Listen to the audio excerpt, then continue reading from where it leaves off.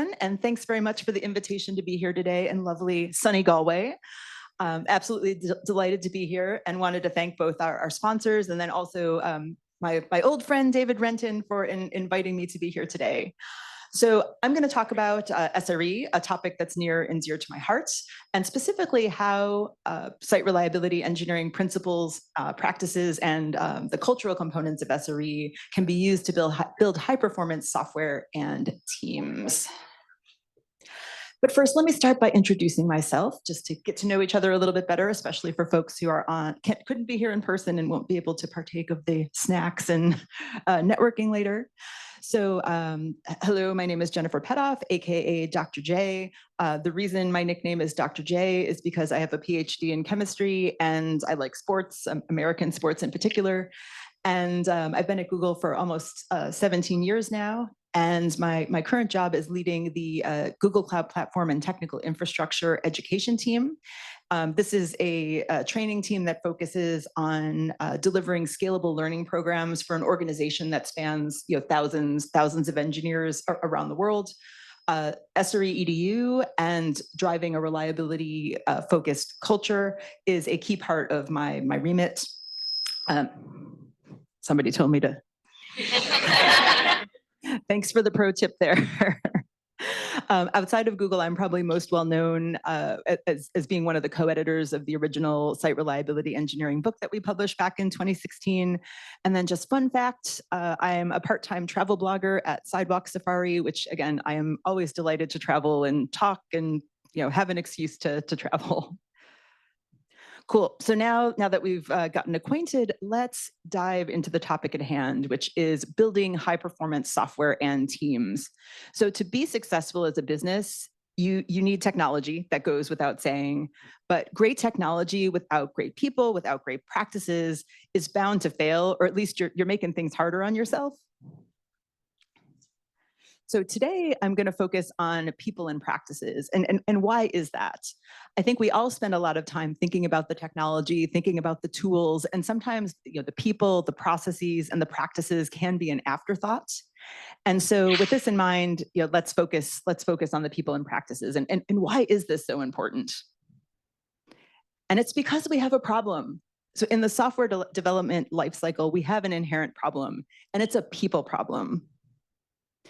So if you consider the traditional software development lifecycle, the incentives are just not aligned.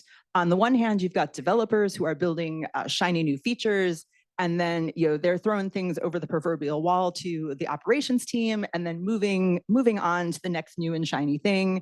Meanwhile, you've got the operators on the other side of the wall who are juggling everything that's being thrown at them, while also being responsible for scalability, reliability, maintenance of the new software, plus everything else that's already sitting there on their plate.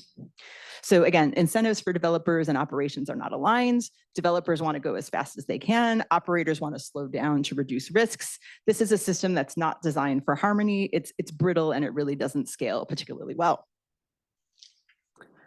But delivering software quickly, reliably, and safely this is the heart of technology transformation and organizational performance. And I'm going to recap a few statistics from the annual State of DevOps report that's delivered annually by Dora. So for those of you who are less familiar with the State of DevOps report, so the results are based on surveys of thousands of practitioners around the world each year. And it looks at the relationship between software delivery performance and organizational performance across dimensions like profitability, market share, and productivity. And the 4 dimensions that are listed here on the slide, so lead time for changes, change failure rate, deployment frequency, and recovery time after a failed deployment, is these key dimensions are predictive of organizational performance. What you'll note here is that 2 of these dimensions focus on speed, and 2 of them focus on reliability. And when looking at the data, the State of DevOps report shows 4 clusters of performance across these metrics. It ranges from low performance all the way up to elite performance.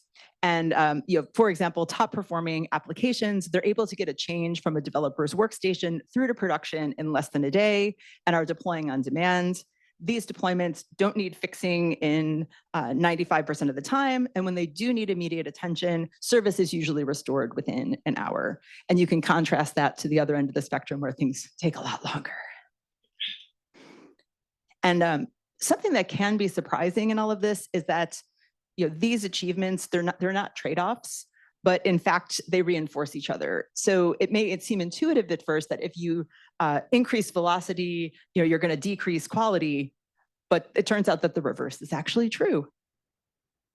The data shows that as velocity increases, so does reliability, and elite teams score highly on both of these dimensions. But how can that be? So if you think about it, we measure velocity in terms of the interval from when code is committed to when it's deployed in production. And one of the key ways that this is accomplished is through a technique that's learned from lean manufacturing, which is all about small batches. You've got little increments of code. They're continuously moving through the pipeline. And the smaller the change, the delta on that change, the easier it is to review, the easier it is to understand the implications of that change, and the easier it is to roll it back if there's a problem. So there's an underlying mechanism that's really driving both of these metrics. So how does SRE fit into the mix here? So that the State of DevOps report found that SRE and DevOps are complementary philosophies, and companies practicing SRE report higher operational performance, and teams that prioritize both delivery and operational excellence report the highest organizational performance. So now I want to dive in a little bit and talk about how SRE can help enhance software delivery performance. And what's the point of SRE? So SRE is site reliability engineering. It helps organizations align around a common objective, and that common objective is happy customers. And an SRE's mission is really to protect, provide for, and progress software and systems with an ever watchful eye on their availability, latency, performance, and capacity. So now I'll take us through a few principles and practices that are important to SRE. All right, let's talk principles. So is reliability a feature? I would argue yes. Is it most important? Again, I may be a little biased since I work in the reliability space, but I would also say yes. And the reason for this is it's all about trust. And if you're thinking about it, like reliability is a message of trust, and it's about consistency. And if you think about it, your brand is your most valuable asset, and your brand is a promise. And basically, like, reliability is all about, can you keep your promises? So that's key to your brand in the long run.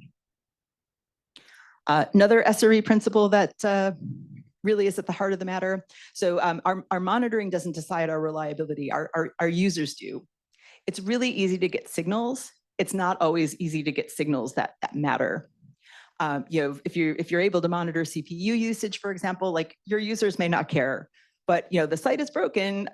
That's a problem, and it's a problem if your monitoring doesn't reveal that. But again, we've learned that great software just isn't enough. Meeting our reliability goals requires well-engineered software, well-engineered operations, and a well-engineered business. So this is what's going to enable us to meet our goals, the promises that we're making to our customers. And perhaps most importantly, we need all of these people, software, operations, the business. They need to share a mission, and for that, they need a shared language. So we're going to argue, that goes without saying. We need to be able to argue effectively. So again, SRE helps us move away from making decisions based on who's shouting the loudest, or by attrition, who gives up last.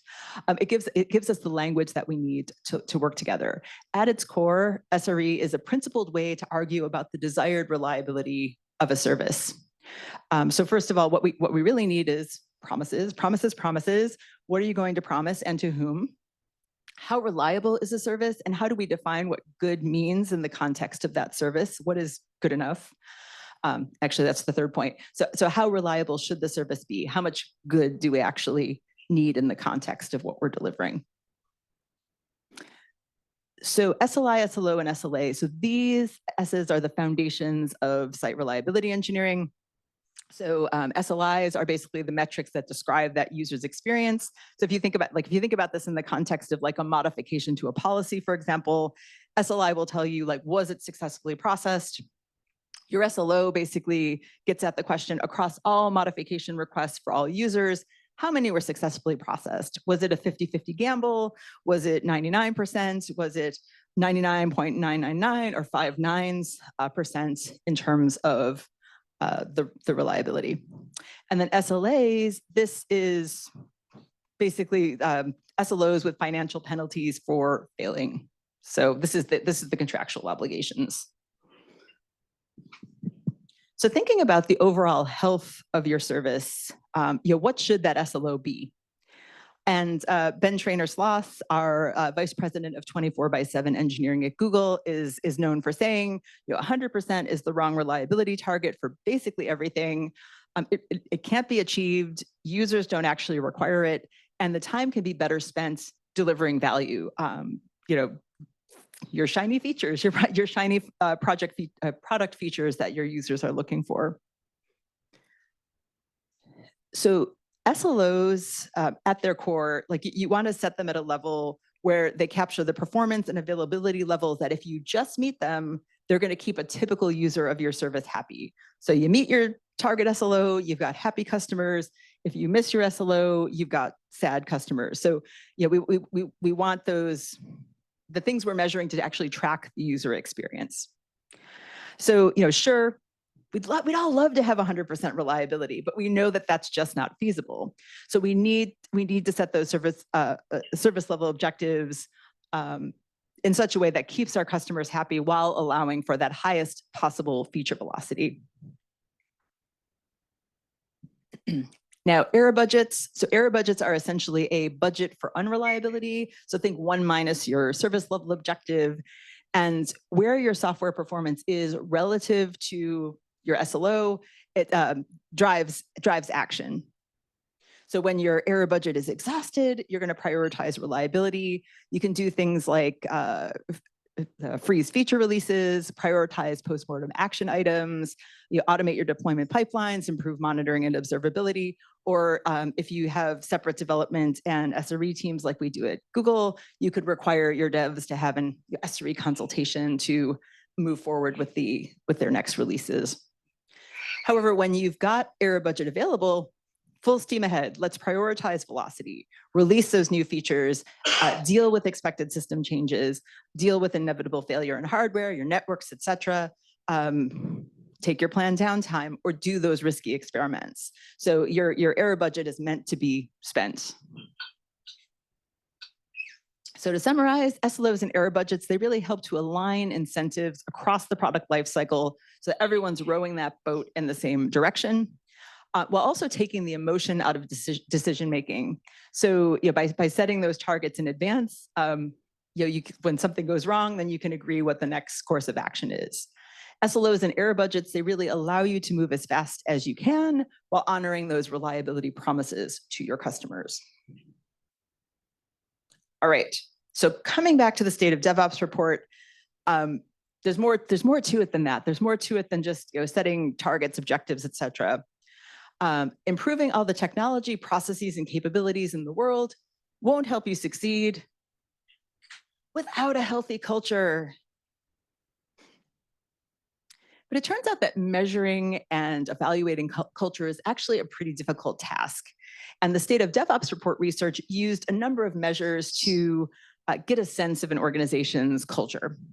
So they looked at Westrom's typology of organizational cultures. They looked at employee flexibility, and they looked at knowledge sharing as ways to help evaluate culture. They also looked at the user centrism of a team, focusing on and incorporating users' needs into the products and making services better. They looked at things like stability and security of the environment, and then also looked at how work is distributed. And it turns out that culture, and especially a generative culture, which I'll get into in the next few slides, is actually a key driver of employees' well-being and organizational performance as well. So according to the State of DevOps report research, it leads to meaningful increases in team performance, organizational performance, software delivery performance, and operational performance. And a healthy culture also helps reduce things like burnout. It helps increase productivity and increases job satisfaction as well. So, and again, a healthy organizational culture can also help teams be more successful at implementing more of the technical capabilities that are associated with improved outcomes. So it's all good. It's a multiplying effect. And the State of DevOps report also shows that teams with a generative culture have 30% higher organizational performance. Now, you may be wondering, like, why am I telling you all this? Like, how does this connect to SRE? Now, a big part of SRE is actually thinking about, what happens, if something breaks. All right, let's be real. It's not if something breaks, it's when something breaks. Murphy's Law tells us that no matter how hard we try to prevent it, things are going to break. So when something breaks, how do people on the team respond? How does the organization respond to failure? When something breaks, is failure viewed like this? So I'm extremely angry right now. People should lose their jobs if this was an error. This was actually said by Hawaii State Representative Matt Lopresti in reference to the 2018 Hawaii nuclear alert false alarm.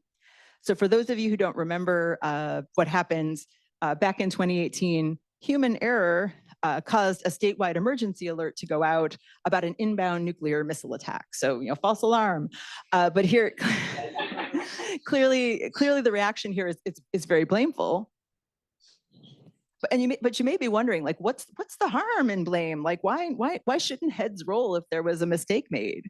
But the reality is that if there's an expectation that you'll be blamed if something goes wrong, you're incentivized to cover it up. You're incentivized to sweep it under the rug. Like, that's the whole point with the brushes there. So yeah, you're incentivized to cover it up, sweep it under the rug. But there's a case to be made for blamelessness, because we talked about it. Failure happens. There's no way around it. Murphy's Law tells us so. But if you acknowledge that something has gone wrong or a mistake has been made, you and the team can start working to fix it faster, leading to better mean time to detect and mean time to resolve issues that occur. Also, if people on the team feel like they can come forward when they make a mistake or when they notice a problem, you open the opportunity to proactively address failure. Potential points of failure. And then in this way, you can ultimately deliver more robust systems. So if you keep hiding the problems, you're going to end up with a brittle, failure-prone system. So simply stated, failure is an opportunity to improve, not to brandish pitchforks. And this concept of blamelessness is really foundational to an SRE culture. And it turns out that blamelessness is also tied to organizational performance. So in some organizations, failure leads to scapegoating. Wasn't my fault. Why are you pointing fingers? In some organizations, failure leads to justice. So, justice must be served, heads must roll. But there's another way to look at this.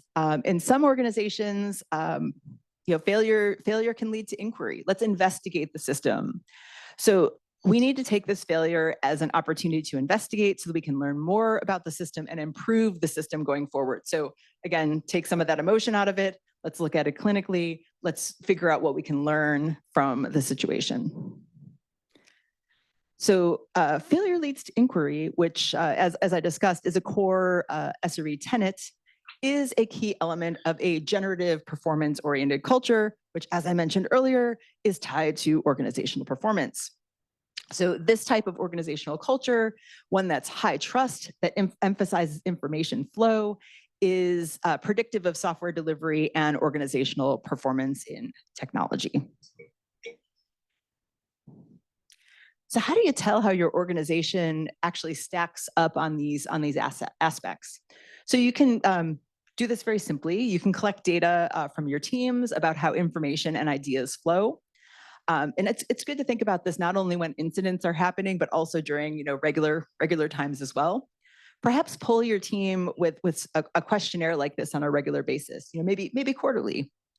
So thinking about it, asking questions like, how much do you agree with the statement? On my team, information is actively sought. On my team, messengers are not punished when they deliver news of failures or other bad news.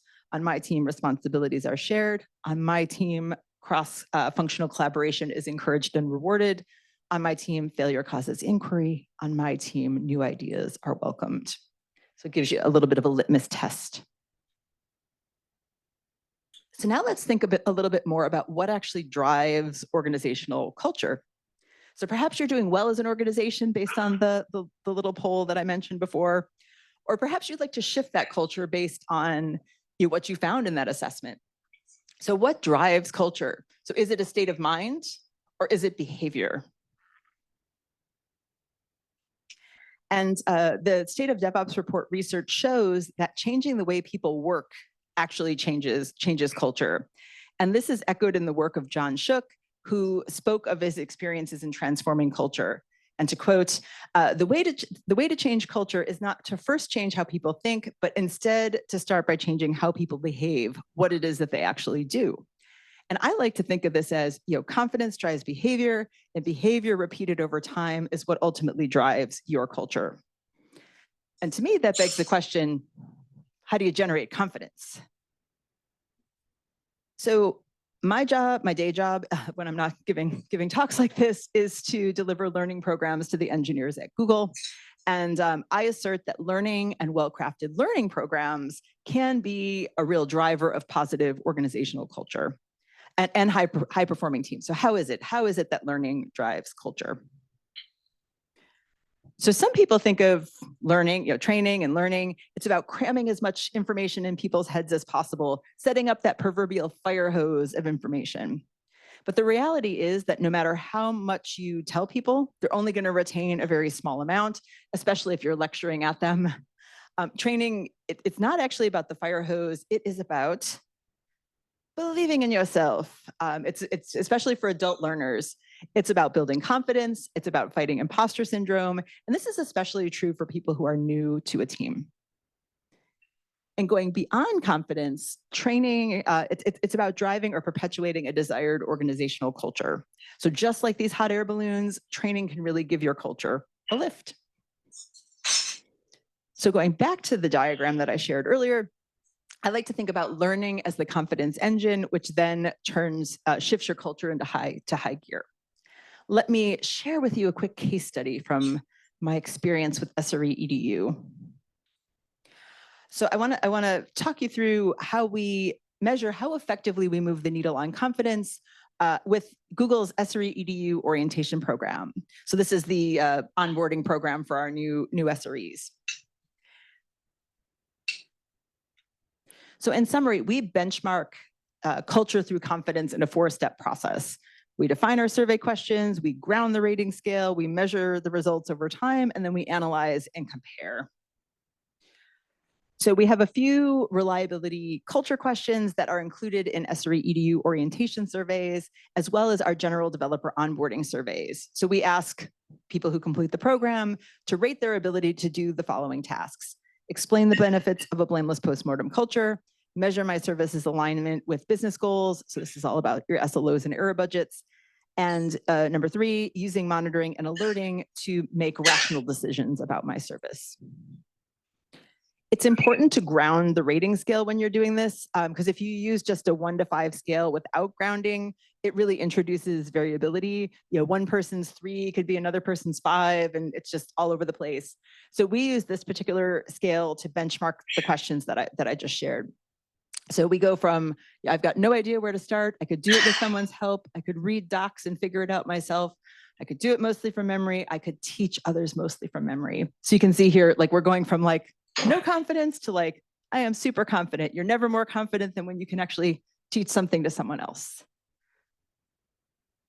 To figure out how well the program is moving the needle on confidence, we look at that survey data measured over time. So we survey people at 4 different points: before orientation, immediately after orientation, 30 days after orientation, and then 6 months after orientation. In addition to looking at trends for our SRE EDU orientation participants, we also look at comparisons between SRE EDU and where the learning objectives specifically revolve around reliability, reliability principles, reliability best practices, and we compare to general developer onboarding, which has a more generalist curriculum that doesn't explicitly address reliability in the same way. So now I'm going to show you the quick output of this exercise in the next couple of slides, and again, how we demonstrate that we're moving the needle on confidence. So again, just to refresh your memory, our assertion is learning drives confidence, confidence drives behavior, behavior repeated over time drives culture. So this slide assesses in aggregate the confidence of our learners and their ability to explain the benefits of a blameless postmortem culture at different points during the ramp up. The blue line shows people who took general developer onboarding. The red line is our SRE EDU cohort. Now you may be wondering what NLS is. Like we love a good TLA, 3-letter acronym at Google. But this in this context, we've defined NLS as our net learning score. It's in some way, it's a broad view of the confidence of our cohorts at different points in time. We define NLS like a net promoter score. So we take the top 2 buckets. I could do it mostly from memory. I could teach others mostly from memory. Subtract the bottom 2 buckets. I have no idea where to start. I could do it with someone's help. Divide by the total number of responses and plot it out.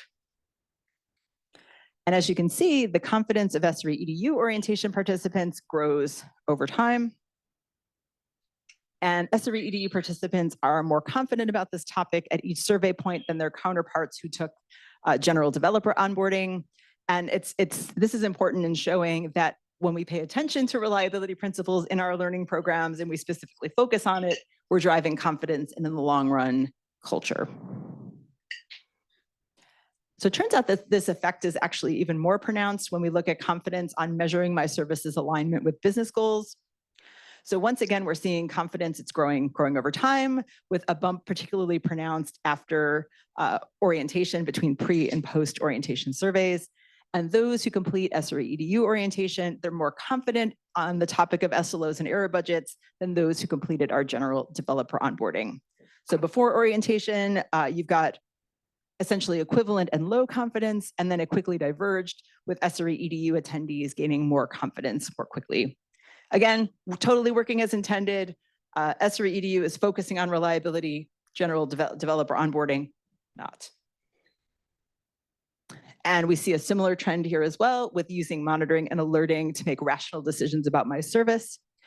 And again, those who completed SRE EDU orientation, they're more confident than those who completed general developer onboarding, and same trend applies. Now, the observant among you may have noticed there's dips in the confidence graph between post-orientation and 1 month post-orientation. So we hypothesize that this is a correction for overconfidence. So, I thought I got this, and apparently I have more to learn. There's a lot of nuance to these concepts, and they take a lot of time to really understand fully.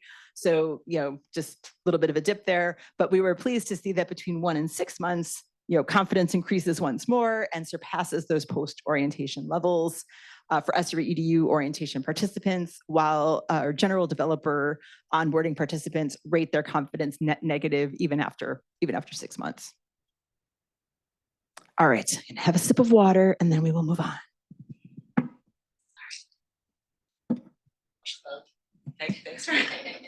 Thanks for permission.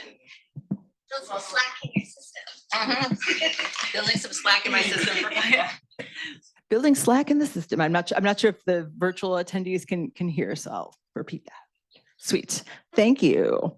So now that I've hopefully piqued your interest by drawing this connection between learning and confidence and culture, let's deep dive on key considerations if you are interested in spinning up your own training program.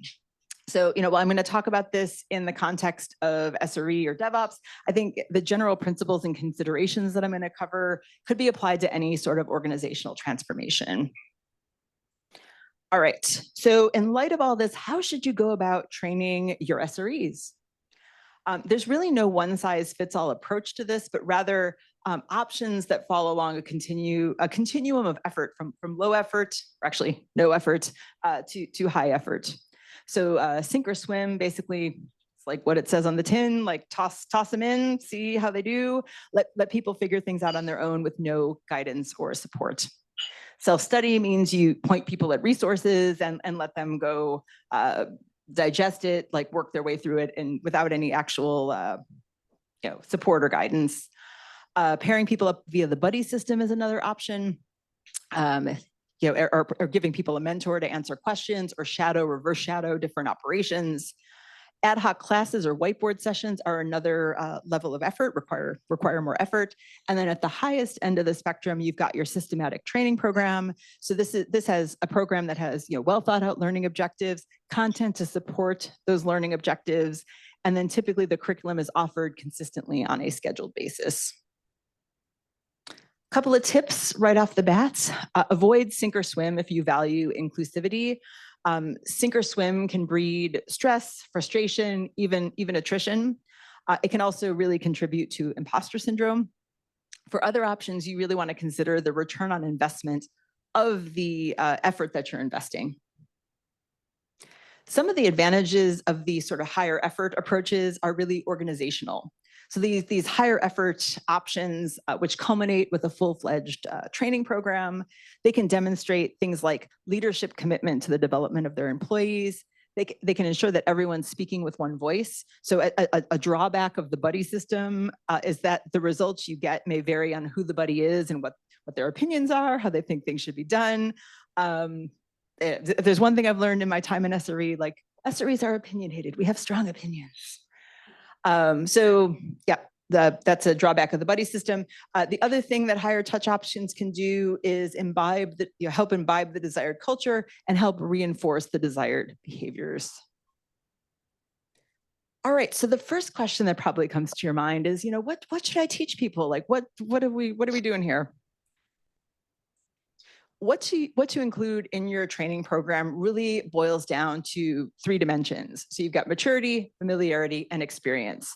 So maturity is about the maturity of your organization in adopting SRE principles, practices, and culture. Familiarity, if we zoom in on the individuals, it's about the knowledge that individual engineers have about your organization or your infrastructure. And then experience is about the level of experience of the individuals on your team with SRE, basically. Have they worked in an SRE organization elsewhere or practiced DevOps elsewhere before joining your company? So let's start by considering the case of those just starting out on their SRE journey. So how can we ensure that you minimize the pain and on the potentially long and bumpy road ahead? So this is the low organizational maturity use case. So you're just getting started in adopting SRE, SRE principles, SRE practices. So step 1, start by addressing any skill gaps. Ask yourself some foundational questions about your teams. So, are you using a defect tracking system? Does your team have a project planning model? Do you have your version control sorted out? Are solutions clearly articulated and vetted before jumping into execution? And does your team have a shared repository of commonly used tools and libraries? And if the answer to most of these questions is no, start here, address these gaps with training. Now on to step 2. So consider who you've got working on your team and how you might tailor the message. So the reaction of individuals to, hey, we're doing SRE, it can depend on how familiar they are with your organization and its current culture, cross with their level of SRE experience. So for example, have they practiced SRE elsewhere? People who are low on the familiarity and experience dimensions, they're basically likely to just go with the flow and be receptive to what you're trying to do. They've just joined your organization. They're like, let's go with this. People, you really need to pay attention to are those who have been in your organization for a while. They don't have personal experience with SRE. These folks may be resistant to the proposed change. So if so, thinking about like, what's in it for me? How is it going to make my life better? And why is it different this time? If this is just another organizational transformation, like the new hotness that's going to quickly fade. If you have people who have existing SRE experience, these are your catalysts. So empower these people to tell their stories and hopefully get a little bit of a buzz going there. And so TLDR, tailor the format and content of your proposed training to address these unique needs. All right, so now what about organizations that already have a well-established SRE team or practice? So now it's really all about reinforcing and building confidence and reinforcing the culture that you've already built. So now let's talk about how you go about building a training program for this use case. So again, this is the high organizational maturity use case. You've got that well-established culture, you've got that well-established practice. Now you need to dig in and evaluate the mix of people on the team. So once again, we're going to look at this along dimensions of organizational familiarity and SRE experience. And we'll take a spin through this 2x2 matrix. So you got your newbies. So these are the folks who are just joining the company and they're less familiar with SRE. Internal transfers, so these are folks who are expected to have a high familiarity with your company, but maybe low experience with SRE. Old timers, so these are the folks who've worked at your company for a while. They know your company, they know your culture. And then finally, industry veterans. So these are people who have a high level of experience with SRE, but are new to your company. So let's look at the learning needs for each of these audiences. So once you've assessed the mix of who you have, your mix of newbies, internal transfers, old timers, and industry veterans, figure out where you want to focus on, where you want to figure out where you're going to focus your training content. So newbies typically need the most attention. They need to learn your infrastructure. They need to learn your culture. Internal transfers, they may know your systems, but are less familiar with the basics of SRE. So really focus there. Old timers, you've got that experience on both sides. So in this case, go for technical depth to help unlock career growth, like always be growing. And then industry veterans, they need to ramp up on your infrastructure and your processes. They may need to unlearn some bad habits that they may have learned other places. So focus on the specifics there of your sort of organizational context. All right. So until now, we've really been focusing on evaluating your organization and thinking about what you might want to include in a training program. However, there's a whole other side we have yet to consider. So I like to draw an analogy between the software development lifecycle and training programs. And in both cases, you really need to consider the what and the how. So on the software development side, the what is your shiny product features, and the how is deploying to production in a reliable way to meet the needs of your users. In the training program context, again, you've got the what, which is your training content, and the how is about deploying a consistent and reliable training program experience that meets the needs of your students. So now I'm going to talk about the all-important how, the all-important but often overlooked how of delivering a training program. So this is really about operations at its core. And there's two dimensions that you should consider. So size and growth rate. So how large is your organization and how fast are you growing? And these operational dimensions inform how much effort you want to invest in a training program. So if your organization is small and growing slowly, focus on one-on-one knowledge transfer through mentoring or shadowing. If your organization is large and growing slowly, invest in ongoing education as a retention and career development tool. If your organization is small but growing rapidly, invest in onboarding. You get your sort of biggest lift from doing that. And then if you're both large and growing quickly, it makes sense to invest in a full life cycle training program, from onboarding all the way through to continuing education. And the Google SRE team falls into this upper right quadrant. And that's why we've invested in a small full-time team supported by subject matter experts from across the organization to develop this full life cycle training program. So to summarize, you want to invest the most under conditions of rapid growth. Small but rapidly growing organizations benefit the most from onboarding training, but don't forget about your existing people. Investing in ongoing education really supports their career development and hopefully helps retain people too. Thanks. Got my 10-minute warning. We're doing well. All right, so now that we've talked about the what and the how, let's talk about the where, as in where to begin. So I have two words for you, ASS plus BAT, or one acronym, ASS-BAT. A student should be able to. So this is a fun way to talk about learning objectives.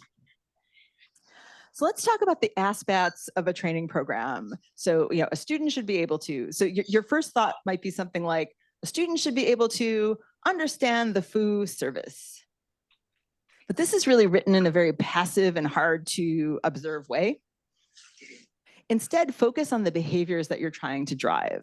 The goal is to observe and measure how the training is applied. So focus on the behaviors that you want to drive. Things like using a tool to identify how much memory a job is using, interpreting a graph in your monitoring tool to identify the health of the service, moving traffic away from a cluster using a drain tool. So again, observe and measure how the training is applied.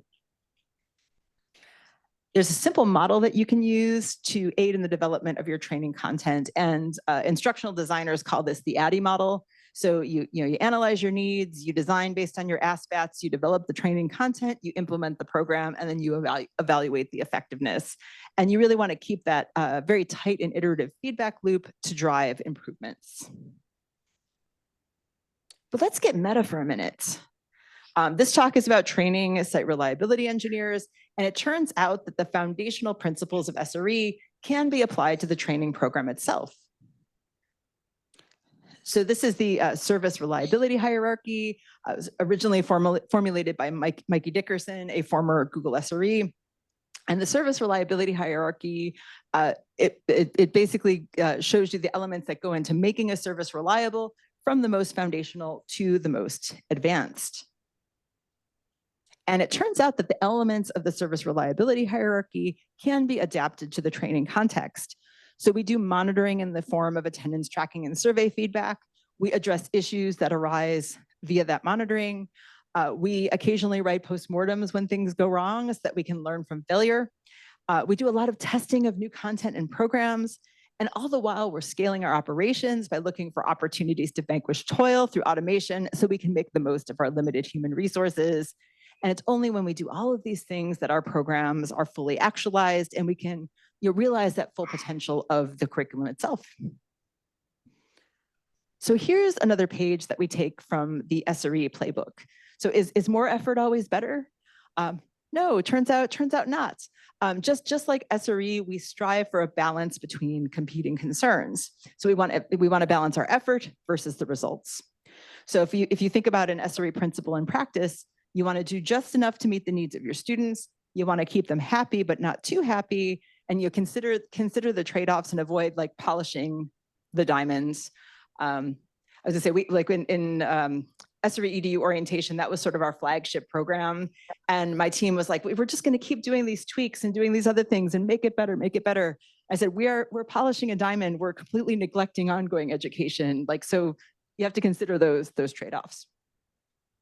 All right, so this is just a super quick example of how we use monitoring to drive improvements to the Google SRE onboarding program. So, we launched our program, which was basically like a lecture series. We looked at the survey feedback 6 or 12 months later, and you can see here, what does our monitoring tell us? SREs really wanted a hands-on education program. They didn't want a lecture series. There was this strong request for learning by doing. So what did we do? We iterated, we came up with a new program design that addressed these concerns. So we moved away from lecturing. We built a system that students could troubleshoot that had been purpose-built for that. We had our facilitators back off more and more to really help build confidence. We had groups of 3 students with the least experience in the middle driving the exercises. And again, the whole goal was not to hit people with a fire hose, but to instill confidence. And what does our monitoring tell us now? It shows us that our students are clearly happier with the hands-on exercises.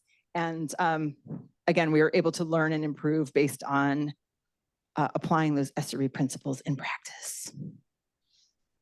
And it turns out that our new version of orientation is also equipped with better observability. So instead of just asking students what they thought about things, we can now observe concrete job-related behaviors. So things like using a systems diagram, diagnosing issues with SRE tools, annotating outages, mitigating realistic production issues, and finding root causes and proposing solutions.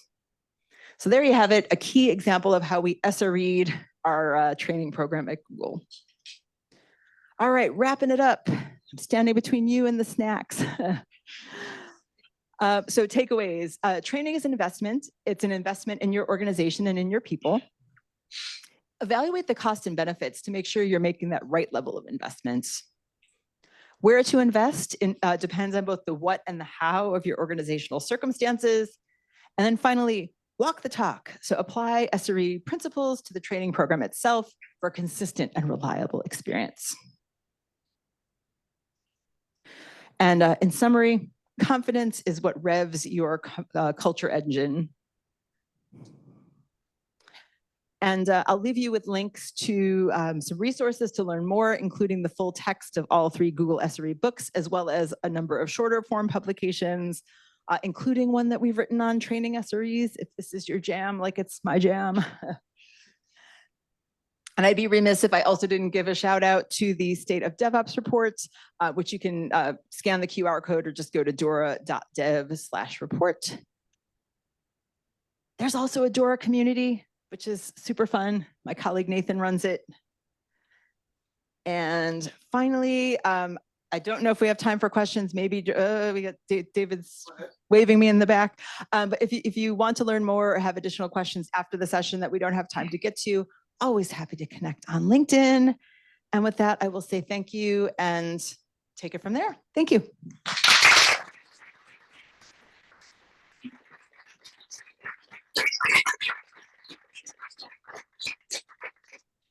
Questions? Do you want to throw the mic over there? Yeah.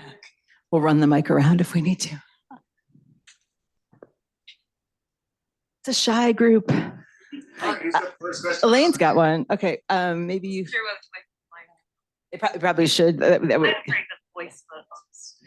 For the folks on the video conference. Thinking. Hello. Oh yeah. We got this. Thank you so much for the talk. It was brilliant. Thank We really appreciate you being here.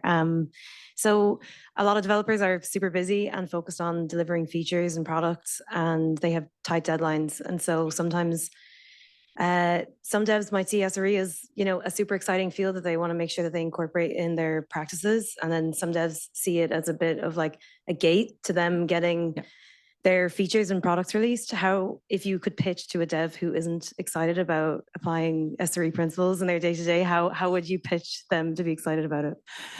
Well, I think if they're in an build it and run it themselves situation, I mean, like it's hey, like future you will thank you for paying attention to this now when you're not, being paged in the middle of the night or paged constantly is how I would look at that.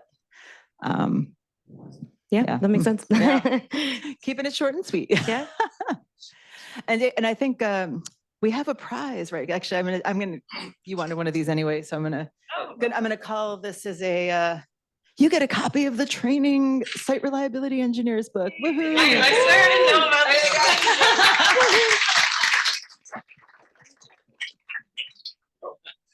this. Any other questions? I need enough chicken for 5 people. Any online? Chicken. Anybody else? Who wants a book? I think for the book, we're maybe gonna do the Kahoot, right? Okay. Are we gonna do that? Or yeah, I don't want to. Yeah, I feel like there needs to be a higher barrier to win the SRE book. We'll see. Yeah. We have a question here. Oh, there we go. We've got another question. Hi, thank you so much. This is Melissa. I got your LinkedIn already, I think, like yesterday. Yeah. So I have a question like, for example, I don't know, maybe in Google or maybe another experience you had already before. What are like the main blocker or main difficulties you had when you wanted to implement SRE in a company? I think I've only worked in SRE at Google, and it was invented at Google before my time there. So I'm not sure what challenges, well, I think actually like SRE at Google got started by necessity.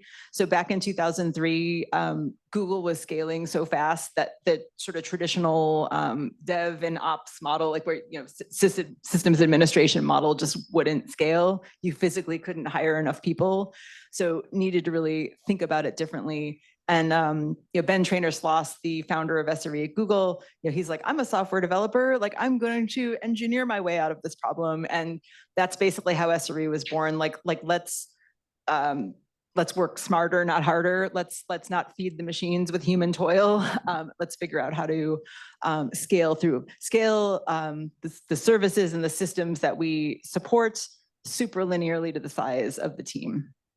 So at Google, it was very much by necessity, I think. Yeah. And I can't comment on other companies because I haven't experienced it personally. Sorry. Thank you so much. You're welcome. You're welcome. And you get it. Where's the other? David, copy of the book. At the podium. Oh, he totally left it here. Sorry. Thank you. Have that. You're welcome. One more here. You can hear me? Yeah. Hi, I'm Ryan, software engineer here at Genesis. Just wondering how those kind of principles of training change based on the company. So if a company is more based on predominantly UI work, do the kind of training steps needed change compared to maybe a company that's working in AI or algorithms or something completely opposite? I think in general, like thinking through like what do you need people to know about, what do you need people to do, and focusing on those ASBATs. Like your ASBATs are going to differ depending. I know I'd say it on purpose because it's very memorable. So I can't hear without laughing. I'm sorry. Sorry, I'm making everybody giggle with the ASBATs. It's legit a thing though. Like it is. My instructional design colleague taught me that. So unless he's slagging on me, it's yeah. But yeah, so it is going to be context dependent. But like if you again focus on driving confidence in those things that you need people to do. And I think in general, the more hands-on you can make it for adult learners, like that's going to be key. But like the thing that you're hands-on with is going to depend. Like, is it infrastructure? Are you troubleshooting incidents? Are you building a front end? Whatever it is. So yes, highly variable. Oh. He's here with for those on the video conference, like there's a camera following me around the room. And I bet you haven't gotten one good picture of me. So he's trying. Sorry.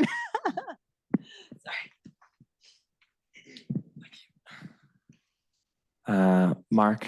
Hi, Mark. Work for Rent Runway, just over across the road. Mm-hmm. In terms of standardizing the kind of training for SREs for developers, I read your book, by the way, on the SRE book, and I thought it was amazing. And we implemented a lot of it for our observability and the kind of 4 golden signals that's mentioned in the book.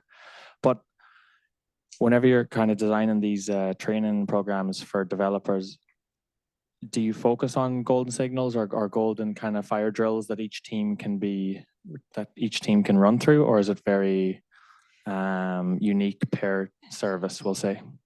I think so. There's sort of 2 aspects to it. So my team is a central team that supports everyone, but we're tiny and we can't basically we don't have the context or the subject matter expertise to train every individual, like train people on every individual service across Google SRE. So we basically lay the foundation through we look at it like, what do people need to know in their second week on the job? So we lay that foundation and then we hand people to their teams, and then the teams take it from there to give them like the service specific context and the product specific context. We do provide like guidelines, like, hey, your onboarding program for the first 6 months should include X, Y, and Z. But we don't build that, we don't maintain that. So, because it just wouldn't be physically possible. So, how are we doing? I got the hook. I think we're done. Thank you. So we're gonna have a short break for tea and coffee. Yay. A few chats. Thanks so much.